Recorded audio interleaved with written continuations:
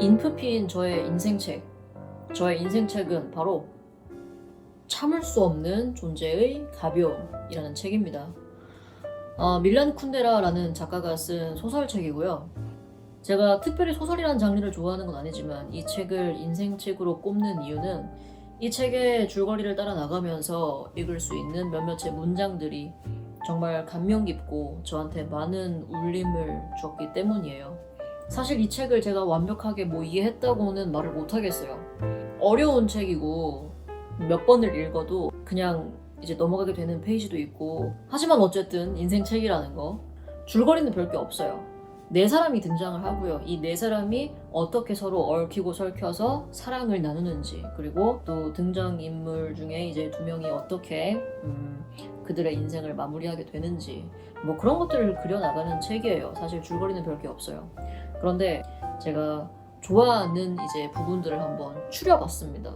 제가 책에 뭔가 쓰는 걸 굉장히 싫어하거든요. 그래서 포스트잇을 한번 붙여봤어요.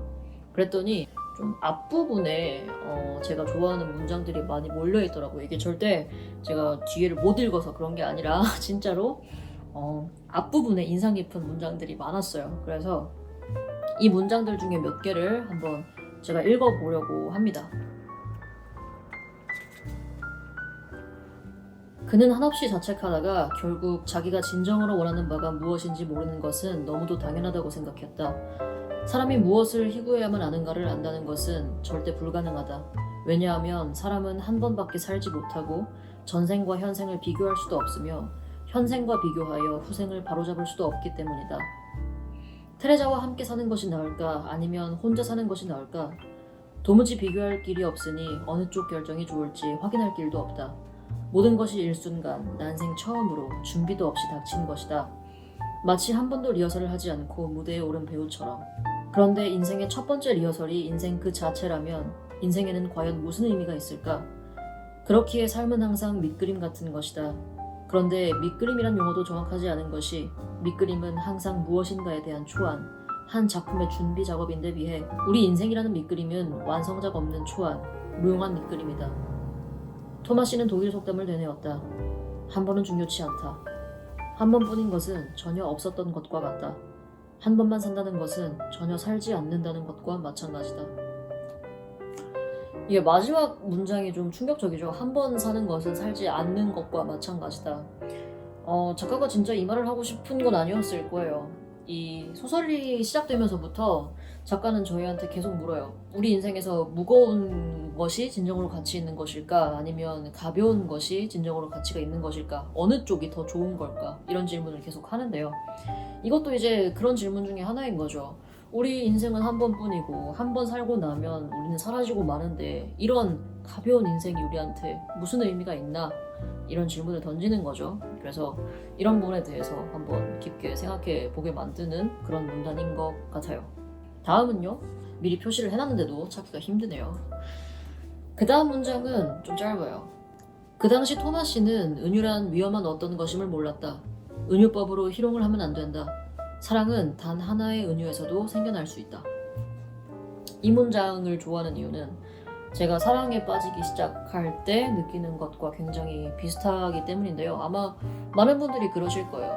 누군가를 좋아하게 될 때, 사랑하게 될 때 이제 그 사람과 나를 이루는 이 장면을, 아니면 혹은 그 사람을 드라마나 영화 아니면 굉장히 로맨틱한 어떤 이야기 속의 한 장면 혹은 주인공인 것처럼 이제 상상을 하고 또 대입을 하게 되죠.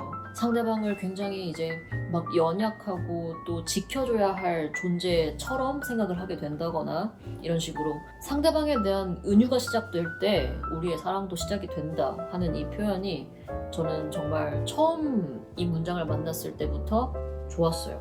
그래서 제가 이 책에서 좋아하는 문장들 중 하나로 꼽았습니다. 다음 문장은요. 동정심, 이제 공감 이런 단어에 대한 설명이거든요. 읽어보면 고통이 아니라 감정이란 어간으로 동정이란 단어가 형성된 언어에서 이 단어는 거의 같은 의미로 사용되지만 나쁜 감정 혹은 저급 감정을 지칭한다고 말하긴 어렵다. 어원이 발휘하는 비밀스러운 힘에 의해 이 단어는 또 다른 호강을 받아 보다 넓은 뜻을 지니게 되었다. 동정심을 갖는다는 것은 타인의 불행을 함께 겪을 뿐 아니라 환희, 고통, 행복, 고민과 같은 다른 모든 감정도 함께 느낄 수 있다는 것을 뜻한다. 이러한 동정은 고도의 감정적 상상력, 감정적 텔레파시 기술을 지칭한다. 감정의 여러 단계 중에서 이것이 가장 최상의 감정이다. 누군가를 사랑한다는 건 이제 그 사람이 느끼는 모든 감정들을 나도 같이 상상력만으로도 느낄 수 있다. 이런 문장인데요. 맞는 말 같아요.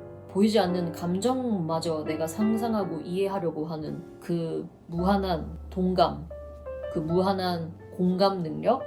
이런 게 사랑이 아닐까 생각하게 만드는 문장입니다. 다음은요. 바로 뒷장에 있는데요. 이거는 상황 자체가 아이러니해서 웃기기도 하고 해서 제가 표시를 해놨던 것 같아요. 어른거리는 테레자의 모습을 떨쳐버리기 위해 빨리 술에 취해야만 했다. 테레자를 알고부터 술의 도움 없이는 다른 여자들과 사랑을 나눌 수 없었다.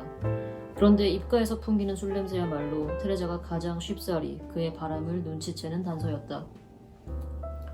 이제 남자 주인공이 원래 이제 여러 여자를 만나는 걸 좋아해요. 근데 테레자라는 여자를 만나고 나서부터는 눈치를 보기 시작하거든요. 무거운 연애 상대를 만나는 거죠. 가벼움만 줬다가.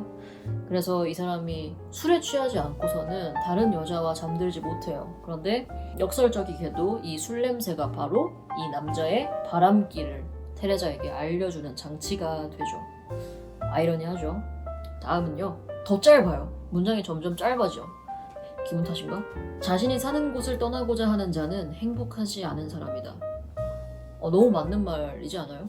내가 지금 있는 곳을 떠나고 싶어 한다는 건 지금 이 자리에서 내가 행복하지 않다는 뜻이죠. 굉장히 맞는 말이라 공감이 갑니다. 그리고 다음 문제는요. 마찬가지로 사랑에 관한 얘기입니다. 이게 아무래도 러브스토리다 보니까 사랑에 관한 얘기들이 많아요. 그와 테레자의 사랑은 분명 아름다웠지만 피곤하기도 했다. 항상 뭔가 숨기고 감추고 위장하고 보완하고 그녀에게 용기를 주고 위로하고 그녀를 사랑한다는 사실을 끊임없이 증명하고 질투심과 고통과 꿈에서 비롯된 비난을 감수하고 죄의식을 느끼고 자신을 정당화하고 용서를 구해야만 했다. 이제 피곤은 사라지고 아름다움만 남았다. 토요일 저녁이 시작되었다. 그는 처음으로 혼자 취리히 거리를 산책했고 자유의 향기를 가슴 깊이 들이마셨다. 거리 모퉁이마다 연애 가능성이 널려 있었다. 사랑이 늘 행복하고 아름다울 순 없죠. 그래서 이런 사랑이 끝나고 나면 한동안은 홀가분하기도 하죠. 홀가분하다는 게 뭐 절대 나쁜 게 아닌 거죠. 내가 사랑을 가볍게 했다는 뜻도 아니고 절대 후련할 수 있죠. 그 후련함에 대한 문장이었습니다. 그런데 바로 뒤에 가면 며칠 지나지도 않아서 후폭풍이 찾아옵니다. 그 후폭풍을 한번 읽어보도록 하겠습니다. 월요일, 모든 것이 달라졌다. 테레자가 그의 머릿속에 돌연 출현한 것이다. 그는 테레자가 이별의 편지를 쓰며 겪었던 감정을 느꼈던 것이다. 그녀의 손이 떨리는 것이 느껴졌다. 한 손에는 무거운 트렁크를 들고 다른 손에는 카레닌을 묶은 줄을 잡고 천천히 걸어가는 그녀의 모습이 떠올랐다. 프라하 아파트의 열쇠 구멍에 열쇠를 넣고 돌리는 그녀 모습이 떠올랐고 문을 열었을 때 얼굴에 스쳐 지나가는 홀로 된 그녀의 슬픔이 그의 가슴에 와닿았다. 앞에서 읽었던 동정심이죠. 공감 능력. 아직 그 여자를 사랑하고 있는 거죠. 이별을 겪는 그 여자의 감정 상태, 그 여자가 겪을 슬픔 이런 것들을 혼자 상상하면서 같이 아파하게 되는 그런 장면이에요. 폭풍이죠. 그 다음은요. 처음에 얘기했던 무거움과 가벼움 그거랑 연결돼 있는 문장이에요. 우리 생각에는 인간을 위대하게 하는 것은 아틀라스가 어깨에 하늘을 지고 있듯 인간도 자신의 운명을 짊어지고 있다는 점이다. 베토벤의 영웅은 형 이상학적인 무게를 들어올리는 역도선수다. 이 책이 이제 실존주의를 표방하는 대표작이라는 말은 이제 많이 들어봤어요. 근데 왜 그런지는 솔직히 사실 잘 몰랐거든요. 그런데 다시 읽으면서 어느 정도 좀 알게 되는 것도 같아요.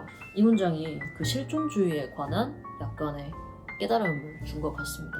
왜 이 책이 실존주의와 맞닿아 있는지. 그 다음 문장은요. 지금 카운터에서 콘약을 들고 토마시에게 다가가는 그녀는 이 우연의 의미를 해독하려고 애쓴다. 호감이 가는 이 낯선 남자에게 콘약을 가져다 주려는 순간 베토벤의 음악이 들리는 것은 어찌된 일일까? 필연과는 달리 우연에는 이런 주술적 힘이 있다. 하나의 사랑이 잊히지 않는 사랑이 되기 위해서는 성 프란체스코의 어깨에 새들이 모여 앉듯 첫 순간부터 여러 우연이 합해져야만 한다. 사랑이 시작될 때 우리는 굉장히 많은 의미 부여를 합니다. 어떻게 이 시간에 이 타이밍에 너를 만나게 됐을까? 우린 운명이구나. 이런 생각을 하게 되죠. 우연의 힘이 강력해지는 때가 바로 사람이 사랑에 빠지는 때라고 생각을 하게 만드네요. 우연히 겹치면 이제 운명이 된다는 말도 어쩌면 우리가 사랑에 빠질 때 가장 들어맞는 말이 아닌가 싶습니다. 다음은요. 이거는 뭐 사랑에 한정되지 않고 우리 인생에 그냥 적용시킬 수 있는 문장인 것 같아요. 젊은 시절 삶의 악보는 첫 소절에 불과해서 사람들은 그것을 함께 작곡하고 모티프를 교환할 수도 있지만 보다 원숙한 나이에 만난 사람들의 악보는 어느 정도 완성되어서 하나하나의 단어나 물건은 각자의 악보에서 다른 어떤 것을 의미하기 마련이다. 좀 슬픈 문장이네요. 우리가 뭐 사랑을 떠나서 어릴 때 만난 친구들과는 굉장히 많은 접점을 공유할 수 있고 또 많은 얘기를 서로 나눌 수가 있죠. 그런데 어느 정도 나이를 먹고 이제 사회에 나와서 만난 사람들과는 깊은 어떤 무언가를 공유하기는 쉽지 않은 게 현실이잖아요. 그게 꼭 뭐 사회생활 때문이라기보다는 서로가 서로로서 살아온 시간이 훨씬 더 많기 때문에 나로서 갖고 있는 나만의 인생 사전과 또 그들이 그들로서 갖고 있는 인생 사전이 서로 같을 수만은 없죠. 서로 다른 환경에서 다른 사람들과 교류하면서 살아왔기 때문에 점점 더 서로와는 다른 유일한 어떤 사람이 되어가는 거고, 그래서 나이를 먹고 나서 만난 사람들과는 공통적인 어떤 무언가를 찾기가 쉽지는 않죠. 제가 이제 표시한 마지막 문장인데요. 좀 심오합니다. 읽어볼게요. 그러나 B를 위해 A를 배신했는데 다시 B를 배신한다 해서 이 배신이 A와의 화해를 의미하진 않는다. 이혼한 여자 예술가의 삶은 배신당한 그녀 부모의 삶과는 닮지 않았다. 첫 번째 배신은 돌이킬 수 없는 것이다. 첫 번째 배신은 그 연쇄작용으로 인해 또 다른 배신들을 야기하며 그 하나하나의 배신은 최초의 배신으로부터 우리를 점점 먼 곳으로 이끌게 마련이다. 이것도 맞는 말이죠. 배신을 위한 배신, 반대를 위한 반대는 절대 우리를 처음 스탠스로 돌려놓지 못한다는 거, 그 말을 하고 있는 것 같습니다. 좀 심오하죠. 그래서 제가 이 문장에 대해서 뭔가 더 첨언을 하고 더 간단하게 설명을 할 수는 없을 것 같아요. 네. 지금까지 제가 이제 주로 앞부분에 이렇게 제가 좋아하는 문장들을 표시해 놓은 것들을 한번 읽어봤어요. 저와 같은 뭐 인프피인 분들 혹은 저와 다른 성향을 가지고 계신 분들이지만 또 이 책을 좋아하시는 분들, 이런 분들과 저의 인생책을 한번 나눠보고 싶었고요. 또 제 유튜브 채널이 그렇게 큰 채널은 아니다 보니까 남들과 이제 공유하는 것도 참 좋지만 그럴 수 없다고 해도 저를 위해서 제가 좋아하는 책을 한번 제 목소리로 읽어보고 이걸 기록해 놓는 것도 저에게 굉장히 의미 있는 일이 될 것 같아서 한번 시도해 봤습니다. 다음에는 또 다른 책을 하나 골라서 다시 처음부터 끝까지 읽어보고 제가 좋아하는 부분들을 한번 다시 간추려 볼 생각이에요. 혹시나 지나가다 들으셨다면 감사 인사 드립니다. 잘 봐주셨으면 좋겠고요. 오늘 일기는 여기까지 하겠습니다.